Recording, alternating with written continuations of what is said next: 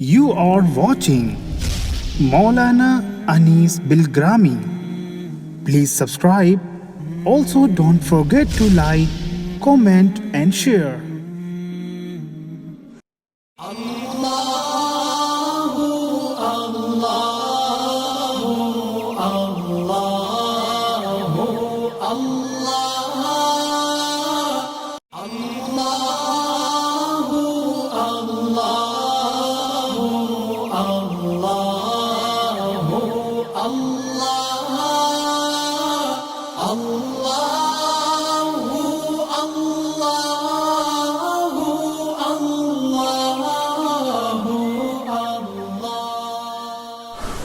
السلام علیکم ورحمۃ اللہ وبرکاتہ۔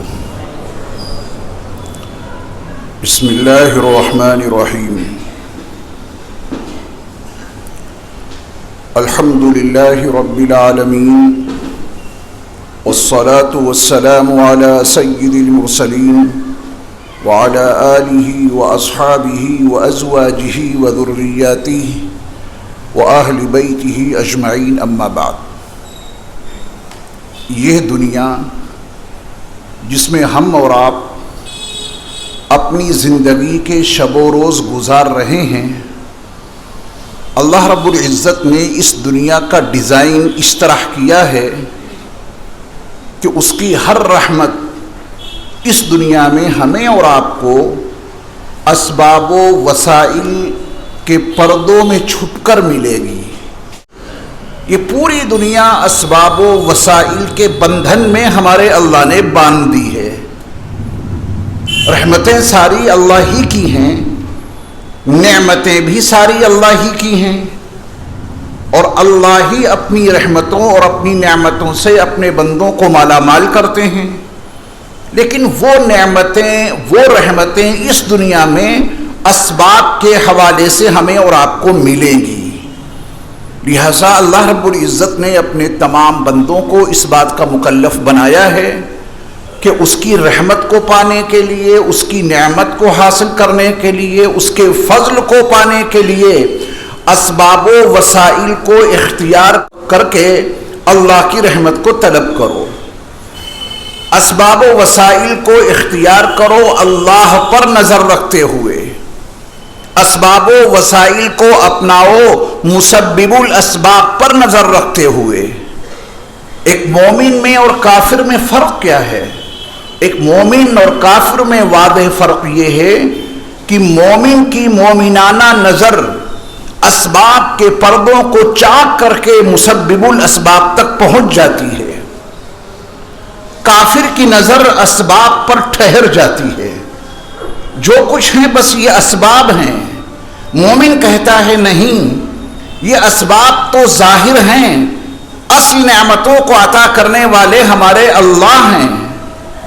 ہم اسباب کو اس لیے اختیار کرتے ہیں کہ اس دنیا کا ڈیزائن ہی اللہ رب العزت نے ایسا بنایا ہے کہ اس میں اس کی نعمتیں، اس کی رحمتیں اسباب کے پردوں میں چھپ کر ملیں گی، اس لیے ہم اسباب کو اختیار کرتے ہیں۔ اسباب کا انکار دراصل اللہ کی رحمت کا انکار ہے۔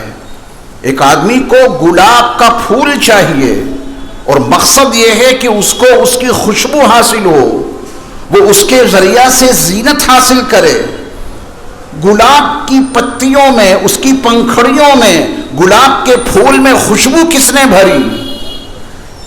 اس پھول کو اتنا حسین کس نے بنا دیا کہ جب اسے دیکھتے ہیں تو دل کو راحت ملتی ہے، سکون ملتا ہے۔ اس پھول کو یہ ڈیزائن دیا کس نے؟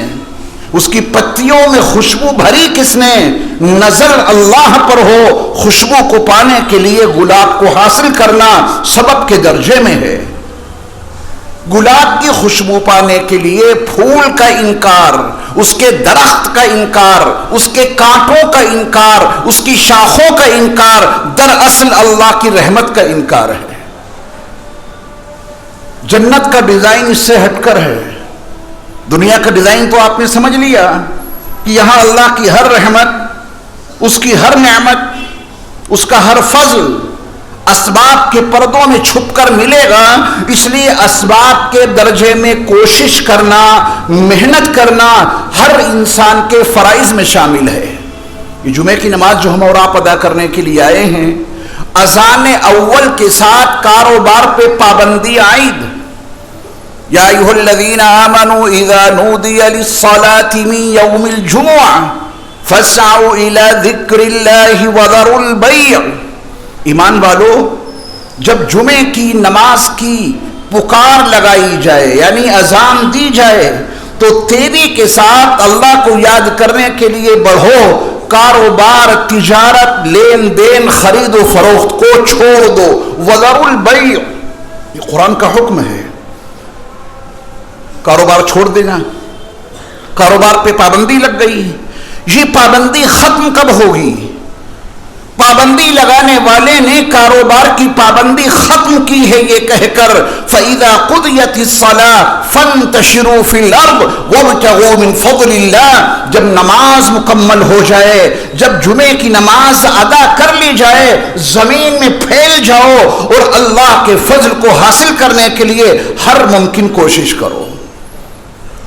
جمعے کی نماز کی ادائیگی تک وہ پابندی ہے، پابندی ختم ہوئی، جمعے کی نماز پوری کر لی تو ایک طریقہ یہ تھا کہ گھر جاؤ، تم نے جمعے کی نماز ادا کی ہے، گھر پہ جا کے لیٹ جاؤ، اللہ تمہارے گھر میں تمام نعمتیں اپنے آپ بھیج دے گا۔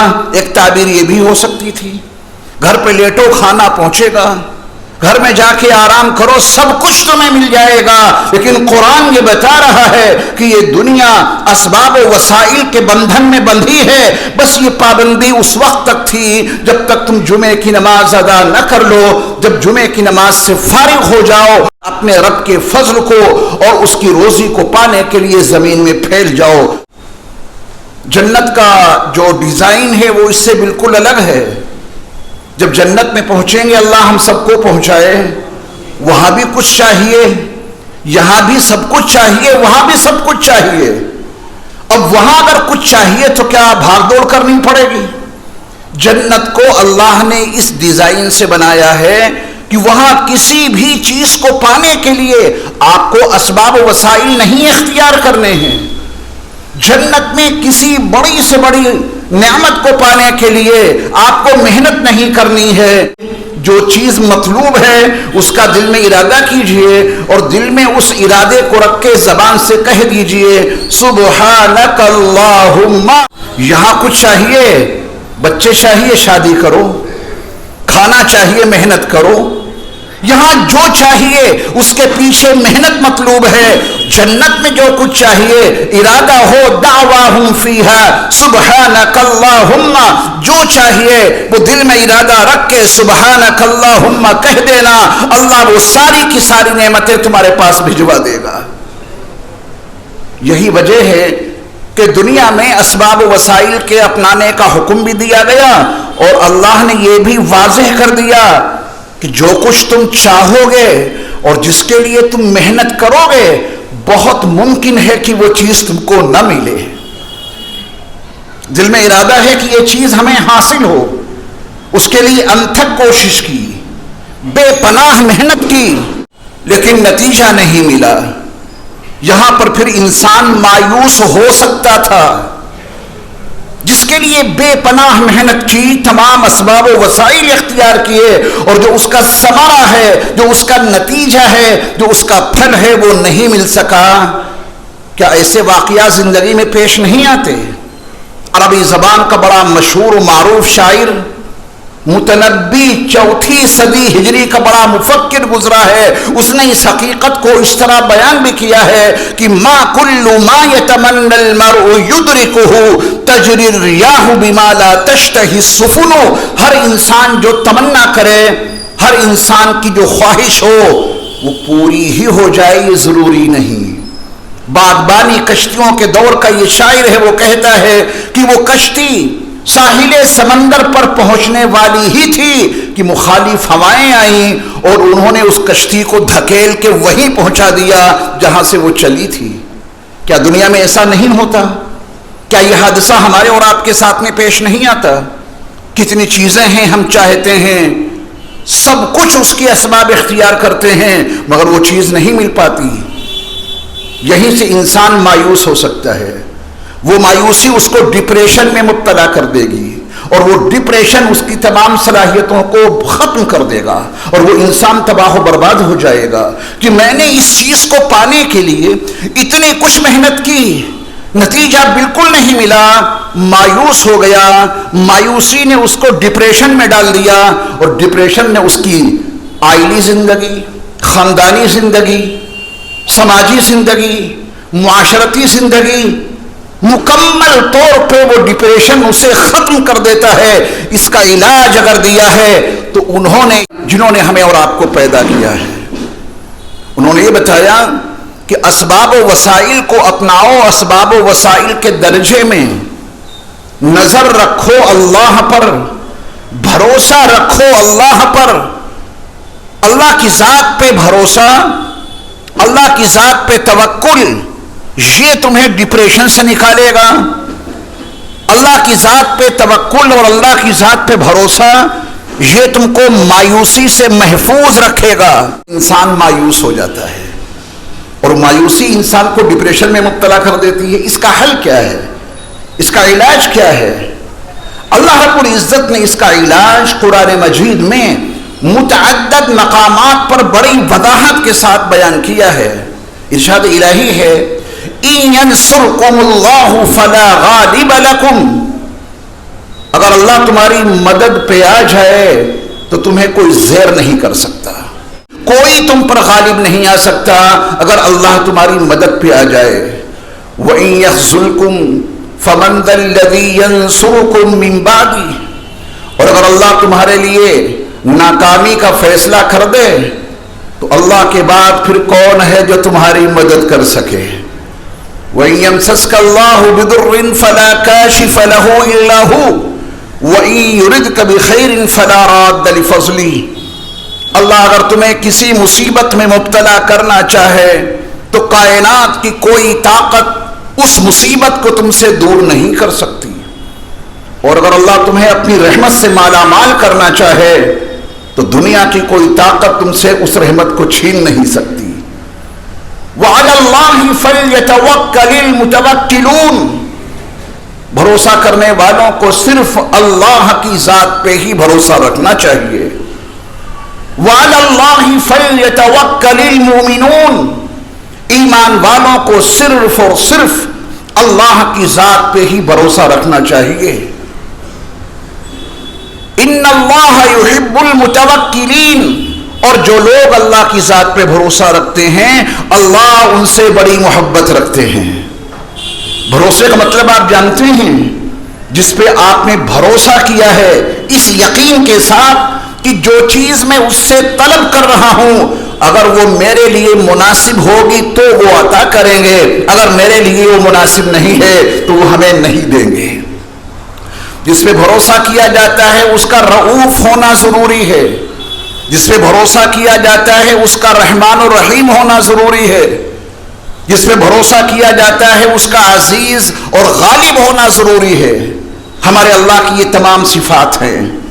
ہم نے اللہ کی ذات پہ بھروسہ کیا, کوئی چیز حاصل کرنے کے لیے بھرپور محنت کی لیکن کامیابی نہیں مل سکی تو اس میں بھی اپنے لیے اللہ کی جانب سے کسی مصلحت کو یقین میں رکھیں کہ یقیناً یہ چیز ہمارے لیے مناسب نہیں ہوگی, تبھی ہمارے اللہ کریم نے یہ چیز ہمیں عطا نہیں کی. اگر یہ چیز ہمارے لیے مناسب ہوتی تو ہمارے اللہ کریم ہمیں ضرور عطا کر دیتے. مومن ہر حال میں دنیا میں خوش رہتا ہے, جو مانگا وہ مل گیا تب بھی وہ خوش, اور وہ خوش ہو کر اللہ کا شکر ادا کرتا ہے, اور جو مانگا وہ نہیں ملا تو ایمان والا صبر کرتا ہے اور اللہ کا فیصلہ ہے ان اللہ مع الصابرین, اللہ کی مدد صبر کرنے والوں کے ساتھ رہتی ہے. مومن کو ہر حال میں عزت ہے, جو مانگا وہ ملا تو شکر ادا کیا, شکر کر کے وہ خوش ہے, اور جو مانگا وہ نہیں ملا تو صبر کیا اور صبر کر کے وہ خوش ہے. اللہ کی مدد صبر کرنے والوں کو ضرور ملے گی, آج نہیں تو کل وہ مدد ضرور حاصل ہوگی. اس لیے ایمان والے بھائیوں, ہم اور آپ آج پوری امت مسلمہ جن نامساعد حالات سے گزر رہی ہے، گھبرانے کی اور مایوس ہونے کی کوئی ضرورت نہیں ہے۔ اپنے نبی علیہ الصلوۃ والسلام کی حیات طیبہ پر نگاہ دوڑائیں۔ آپ علیہ الصلوۃ والسلام کو کن نامساعد حالات سے گزرنا پڑا۔ آپ علیہ الصلوۃ والسلام کی 23 سالہ پیغمبرانہ زندگی اس بات کی شاہد عدل ہے کہ میرے مصطفیٰ علیہ الصلوۃ والسلام نے نہایت نازک حالات میں اور نامساعد ماحول میں کبھی بھی میرے مصطفیٰ علیہ الصلوۃ والسلام مایوس نہیں ہوئے، اور آپ کے صحابہ بھی مایوس نہیں ہوئے۔ ذرا آپ نے نبی کی سیرت تو پڑھ کے دیکھیے۔ اسی متنبی کا جو شعر میں نے آپ کو ابھی سنایا، اسی کا ایک شعر ہے، دشمن آپ کا کیا کر سکتا ہے، گھبرانے کی کوئی ضرورت نہیں ہے۔ متنبی نے کہا، کم قد قتلت وکم قد مت عندکم ثم انتہست زال القبر والکفن۔ وہ کہہ رہا کہ تمہارے سامنے مجھے کتنی مرتبہ قتل کیا گیا اور تمہارے سامنے میں کتنی مرتبہ مرا ہوں۔ دشمنوں نے مجھے قتل کرنے اور مجھے مارنے میں کوئی کسر نہیں رکھی، مجھے کفن پہنا کے قبر میں اتار دیا گیا۔ اس سے مراد وہ حقیقی موت نہیں، اس سے سماجی معاشرتی موت مراد ہے۔ دشمنوں نے مجھے مار کر قتل کر کے تمہارے سامنے کتنی مرتبہ کفن پہنایا اور زمین دوز کیا، لیکن پھر میں کھڑا ہو گیا، نہ قبر باقی رہی نہ کفن باقی رہا۔ یہ سب آپ کی ہمت اور حوصلے کی بات ہے۔ اگر ہمتیں کمزور ہو گئیں تو زندہ درگور کر دیے جائیں گے، اور ہمت مضبوط رہی تو دشمن بار بار قتل کریں گے، دشمنوں کی طرف سے بار بار کفنایا جائے گا، اور دشمنوں کی طرف سے بار بار زمین میں دفن کیا جائے گا، اور دشمن خوش ہو جائے گا کہ ہم نے تو اسے قتل کر کے، اس کی عزت آبرو کو ختم کر کے، مالی اعتبار سے اسے کمزور کر کے، تعلیمی نقطہ نظر سے اس کو ختم کر کے، کفن پہنا کے اس امت کو زمین دوز کر دیا ہے۔ اور امت کا فریضہ ہے اللہ کی ذات پہ بھروسہ کر کے پھر وہ کھڑی ہو، نہ کفن باقی رہے گا نہ قبر باقی رہے گی، اس دنیا کی تاریخ میں آپ کا نام و نشان باقی رہے گا، آپ کا کردار باقی رہے گا۔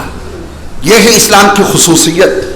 قرآن نے وعدے کیا کہ تم کبھی بھی اللہ کی رحمت سے مایوس نہ ہونا۔ انہ لا ییأس من روح اللہ الا القوم الکافرون۔ یہ حقیقت ہے کہ اللہ کی رحمت سے اللہ کا انکار کرنے والوں کے علاوہ کوئی مایوسی نہیں ہوتا۔ ایمان والا کبھی مایوس نہیں ہوگا، اللہ کی ذات پہ بھروسہ رکھنے والا کبھی مایوس نہیں ہوگا، حالات کتنے ہی خراب کیوں نہ ہو جائیں، وہ اللہ کی ذات پہ ہمیشہ بھروسہ رکھے گا، اور یہی توکل اسے نئی زندگی عطا کرے گا، یہی توکل اس کے کفن کو پھاڑ دے گا، یہی توکل اسے قبر سے نکال کے پھر کھڑا کر دے گا، یہی توکل قعر مذلت میں گرے ہوئے لوگوں کو بام عروج تک پہنچا دے گا۔